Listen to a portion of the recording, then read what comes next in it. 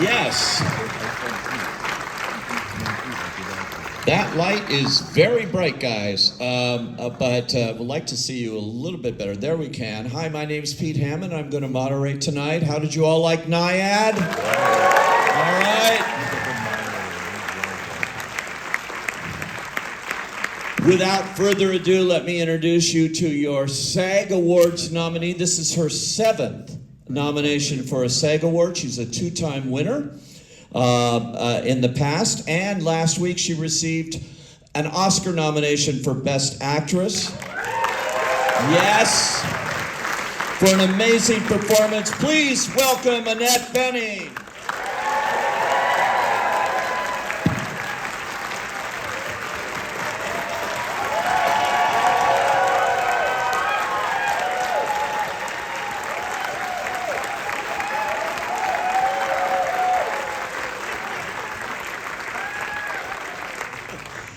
They like you. They like you very much. Thank you very much. That's very kind. And they should. This is, in so many ways, a remarkable performance. Thanks, Pete. It really is, and deserving of all the accolades that you're getting. But I'm wondering, when you got this script and they said, "Okay, you're gonna do all of this swimming and all this stuff. You're gonna become Diana Nyad in a sense. You got to train like Diana Nyad, I guess, too." What was your reaction? Did you say yes right away? And You know, I said yes right away I knew in my head I was going to do it, no question, when I read it.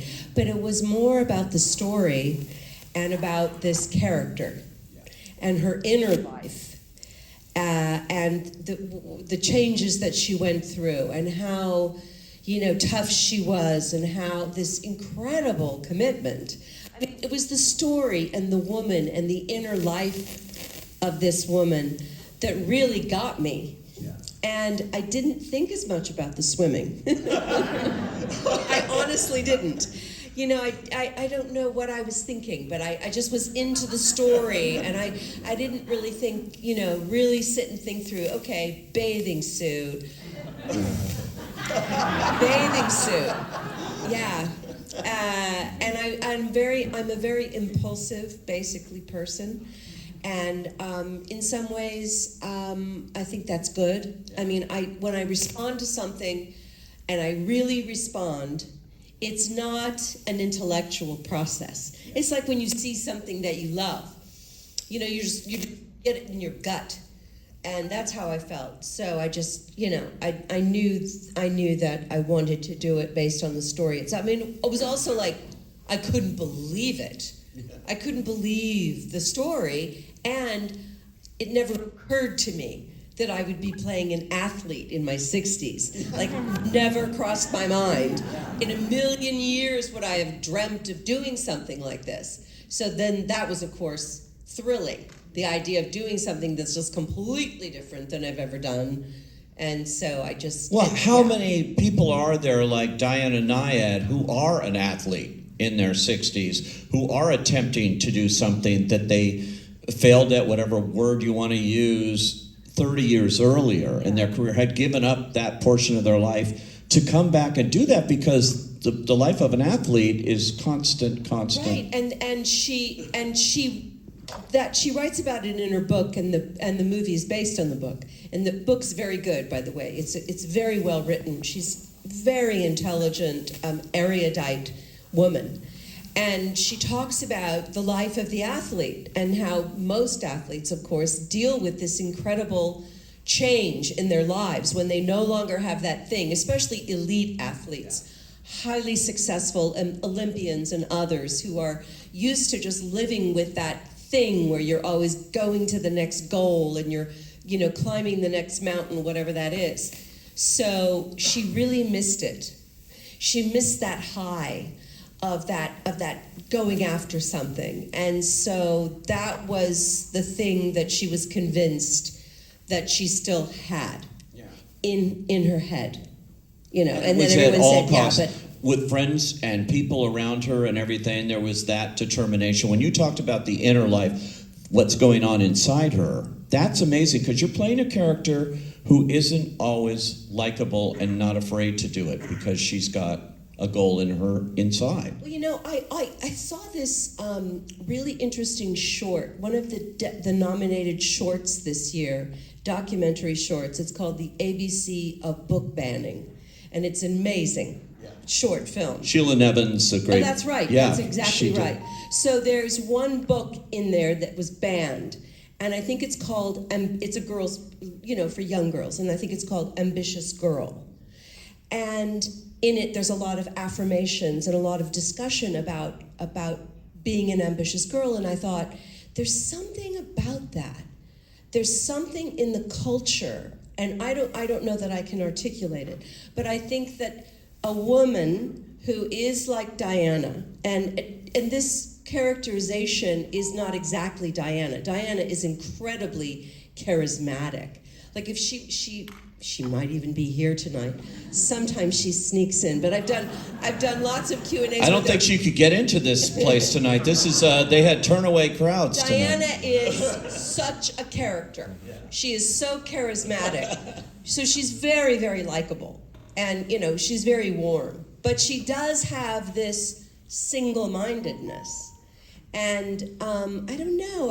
I feel like we look at women and our metric for how we accept women in positions like Diana found herself in, it's kind of different than a guy. Yeah. And if a guy stands up and says, I'm king of the world, we sort of say, yeah, man, you're king of the world. And if a woman says it, it's like, well, shouldn't you be a little quieter? I don't know. I think there's something there.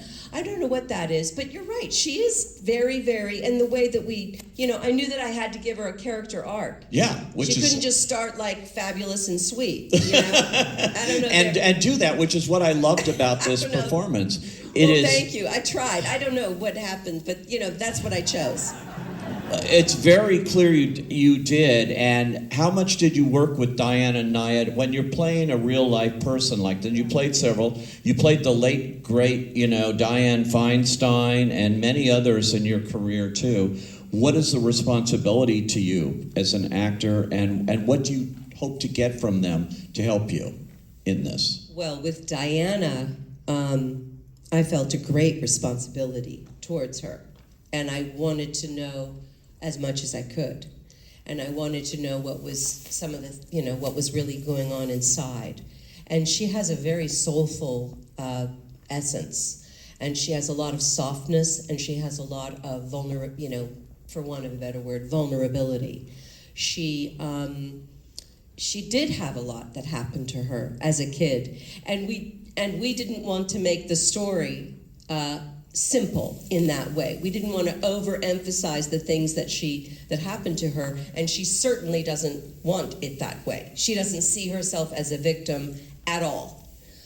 But I do think that having the dad that she had, and we don't see it too much in the film, you only see a touch of it. But if if you're interested and you want to learn more about the book, she really talks about the dad who actually was her stepdad.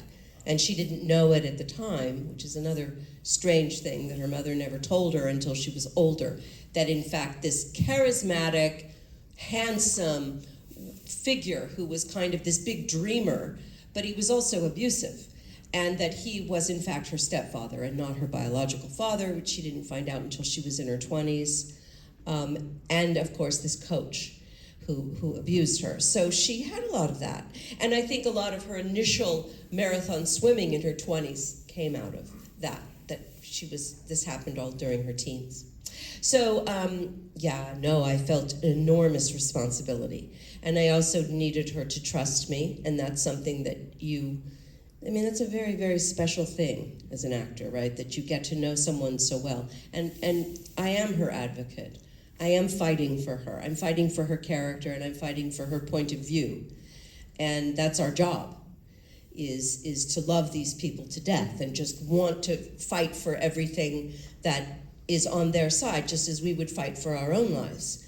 So I did get to know her very well, and I really love her, and we've become friends. And Bonnie as well. Bonnie's an amazing woman. I mean, and during the strike, since me, I couldn't go out, Jodie couldn't go out, Diana couldn't go out, so Bonnie became the one, and Bonnie was like took over the Q&As, and she actually began to really love it, because, you know, she's usually like in Diana's shadow, and Diana's the one that's talking all the time. So Let me tell you, I can vouch for that. I was at the Telluride Film Festival, where Annette couldn't be because of the strike and all of that. We support the strike in this crowd in particular, and SAG strike, yeah. It's good. And WGA, I'm in WGA. So, but I saw Bonnie, and I got to know Bonnie there, and she was having dinners. She was the life of the party, let me tell you. She's incredible, and the two of them just are like, they have so much energy. Yeah. Even now, when I see them and we get together, and yeah, they're extraordinary. They really are. They're unusual women. It's amazing. Well, you know, that leads to another question. This movie is also about female friendship in a big way, I think, and their friendship comes across on the screen, and that's just as important as anything else in this movie too. And they're friends to this day. They're so close. They are. They're deep friends, and it's important for me and for Jodie that this part of the story. Who's also nominated for SAG and Oscars. Yeah. Such a great woman, and you know, friendships and how to dramatize them. You have to have a conflict, right? So you have to find. Otherwise, movies they're just not very deep, or they're not very interesting, at least to me. That there has to be a conflict involved, and so this great friendship has the swim to sort of swirl around, because in fact they are deep friends, and they dated years and years and years ago, and then they became friends, and they stayed friends all of these years. And you know, they're very funny together, and they're very entertaining together for sure. But then they also, just like a long marriage, you know, there's moments where you bump up against each other, and they certainly have that. But I love that we have a story about two women in their 60s and their friendship and their bond and what it means, why it's important, you know, what these relationships mean to us as women. Because I know for me, it's just such a vital part of my life, is my women friends, and in all different professions, some in show business and many not in show business. But that, you know, what is it that sustains us, you know, that comes from that? It's just essential. It's amazing. I wanted to ask you too, in playing real characters, you were so brilliant in Film Stars Don't Die in Liverpool as Gloria Graham. And all the other ones, you know, as I mentioned, Dianne Feinstein and things, movies like that, as opposed to fictional characters, ones you're developing with no background at all, not even maybe a movie based on a book even, you know, just an original character. What's the difference for you as an actor in going after these characters?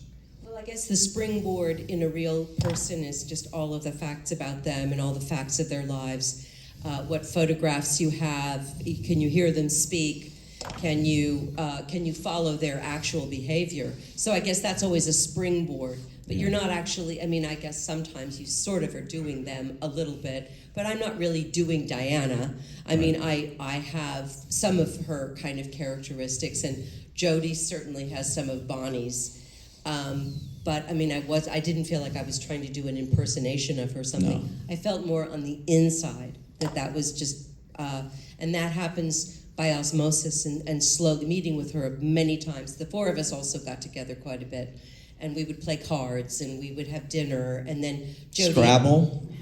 Did you play Scrabble? I don't think we played Scrabble. Oh my God. But they're highly competitive. Oh my God, they're so competitive. Yeah, and they love to play games, and then Jodie and I would go off after we would hang out with them and say, "Oh, did you see that when she did that? That was really funny," and you know, because we wanted to get that dynamic down. But when you're playing an imaginative person, then a lot of it is certainly in movies. In my experience, is you know you're collaborating with the director. So sometimes directors, sometimes they do, sometimes they don't. Sometimes they have a key, or they have some music they want to give you, or that's a wonderful thing. A few directors that I've worked with have had literally made in the old days, a cassette tape. Like I had a cassette tape from Sam Mendes. Oh, wow. And I think he gave one to each actor. of music that he had compiled for the characters that we were playing. And then, In American Beauty. in American Beauty, yeah. Thank you. It's a long time ago. Anyway, so yeah, then it's a collaboration, and you know, it's a putting together. It's also the costume design, and the shoes, and the, you know, whatever photographs are. If you're taking from photographs, sometimes there are movie references that are helpful, or actors and or actresses that they're referencing. Or, you know, just any number, anything is valid. Anything is valid if it stimulates you. And it doesn't matter if nobody ever, it's fact, it's kind of, I mean, we end up talking so much about our work now, but I mean, if there's something that's stimulating you as an actor about the character, it doesn't matter if it means anything to anyone else. It might be a color, it might be a person. I remember there was a teller in a bank that I used to watch years ago when I was doing plays. And this one particular woman, I never talked to her, I never met her, but I would always observe her. And so I just remember one of the characters that I was working on at the time, somehow that meant something to me. So it's whatever you can use and is meaningful to you. When you say you're watching movies and things, I'm watching these swimming scenes. I'm getting back to swimming here. But I'm watching those swimming scenes, and they are so intense that I have to believe you didn't watch a bunch of Esther Williams movies to prepare for that part of this role. It's so realistic and so frightening to actually watch what she went through, and we're watching it through your interpretation of it, but it was extraordinary. You were in a tank most of the time, or how were those done? Were you ever out in the open ocean? They wouldn't really let us go out in the open ocean, but as I'm sure a lot of people here know, it's very hard to shoot on the water. It's like everything takes 3 times as long. And the reason they don't make movies on the open water is because it's virtually impossible with all the technical equipment and the sun's moving and the waves change and the wind and just everything. So we shot in a tank in the Dominican Republic. It's a 70 meter by 70 meter tank, so it's big. And you're right adjacent to the ocean. Yeah. You're not directly next to it, but you're probably, I don't know, 25 feet. And then, so the tank is out here, and then there's a ramp, and all the equipment is on the ramp. And then, in our case, the boat was about, probably, I don't know, maybe 120 feet out, and then the boat would just go back and forth, back and forth. And then, you know, there's green screens on the side. There's also a center, in the center of the tank, there's a very, very deep area. Most of the tank isn't that deep. But in the very center, they have a very deep section where they can shoot. You know, the cameraman can get way down below and shoot up at you this way. But we shot with an underwater photographer a lot of the time, Pete Zuccarini. He's a great underwater photographer, and he's also does documentaries and all kinds of things. And he's like 6'3", looks like a merman, and he free dives too. Most of the time he's free diving. Wow. It's really interesting. So he's got this crew with him.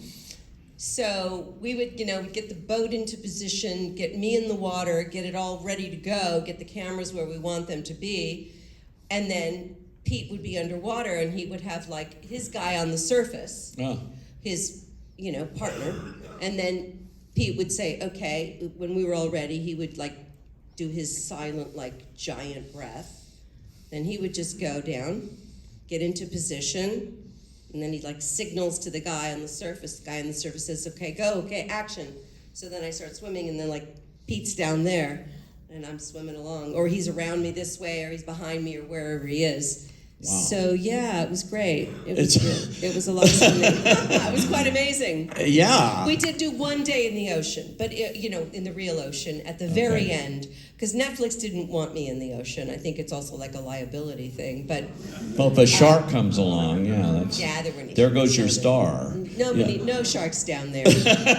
Not really. I mean, so we went to a spot where we knew we'd see some fish, and we jumped off a boat, and Pete was there, and Jimmy, our director, who's also a world-class elite athlete. Jimmy and Achai, the co-directors here, who did Free Solo and So many great documentaries. I was going to ask you about them because this is their first, what we call narrative movie. They've never done one before, and I actually interviewed them, and they were very funny in talking about, oh my God, we're directing Annette Bening and Jodie Foster.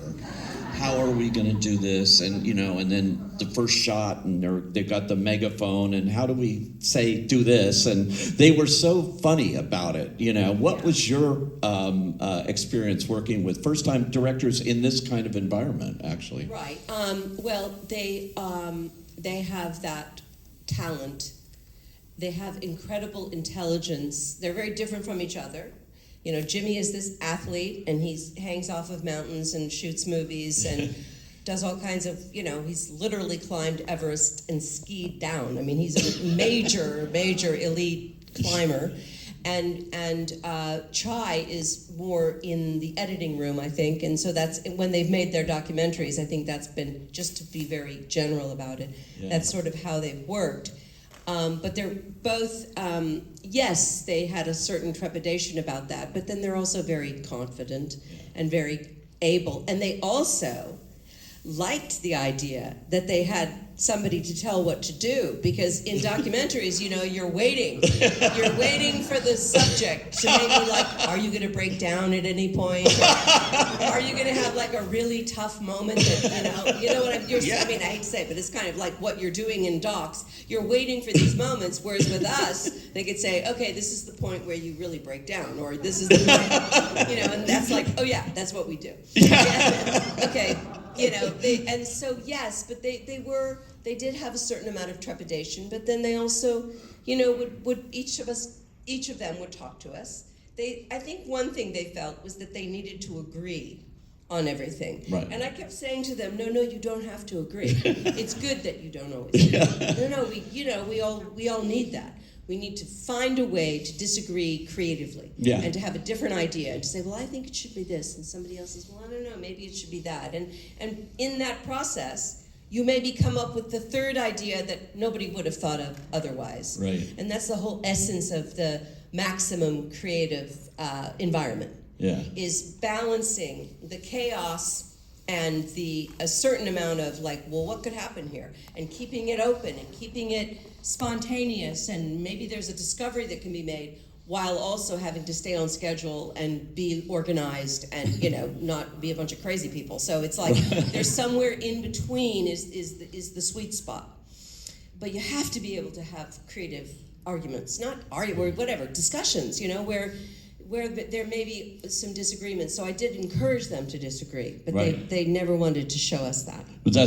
They're also husband and wife. I know. I know. And because I know you're married, Pete. Yeah. We never disagree with our spouses, do we? No, never. We don't have a fight ever. No, ever. Never happened. Never, not once. Fortunately, my wife's not here to run up on the stage and say that's not true. I have to ask you, when you look at somebody like Diana Nyad, who's following a dream that, she always wanted to do, but she thought it was never going to happen. Do you have that in your own career now? Is there something? I've seen you on stage so many times, and you are one of those actors that goes back to the stage as much as you can, back to the roots. Is there something that you've wanted to do that you've not done yet, not achieved, that you're saying, I kind of want to do that? I don't know that there's one role or one play. When I started in the theater, I would never have imagined that I could say that, because there were all these parts that I wanted to play in the theater. But then as time went on, I also realized that, that there were some parts that I would never play, and that was okay. I kind of got over it. I also just started doing movies, and I didn't do a play for a while.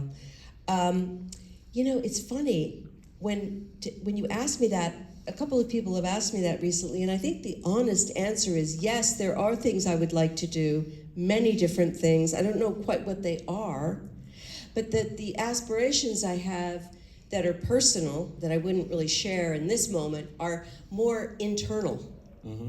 I'm 65, and so I have a lot of things that I want to do, but it's more about internal growth than about a particular role or a particular kind of project. I mean, I'd never done a limited series, I just did one, and I really enjoyed it. Apples Must Fall, which is coming on Apple. It's on what's it on? NBC. It's on. Oh, it's on Peacock. Peacock Plus. I know it was on one of them. With the streamers, yeah. And you've never done that before? No, I've never done one, so that was an interesting process. And working with a showrunner and working with this arc of a story, I really enjoyed it. So something new always comes along. I'm lucky, so that's what I depend on. And if it's something I respond to in the writing, it is usually because I've never done anything like it and couldn't imagine having done something like it. So I get to dive into new things, which is that's the joy, is the newness, the discovery, the learning, the new group of people, the alchemy of a new group, and that's the kick. Is going in and having a new family and a new company to work amidst. That's what we love to do. Every time. Do you ever have a hard time letting go of a character, or once you're done, you're done? Most of the time I don't. There have been a few characters I felt I could just keep playing, and I would enjoy that, and I could live in that. But most of the time, it's like taking a trip. It's like, you're glad you went, but then you're glad to get home. It's that thing. Glad you did it, but then you're ready to be done and ready to go back home. Yeah. Well, I'm just getting a signal down there that we're ready to go home. You the signal woman? She's so great. She leaves me alone the entire interview so I can talk to you, and I have the best time always talking to Annette Bening. Let's thank her for coming out tonight. And thank you guys.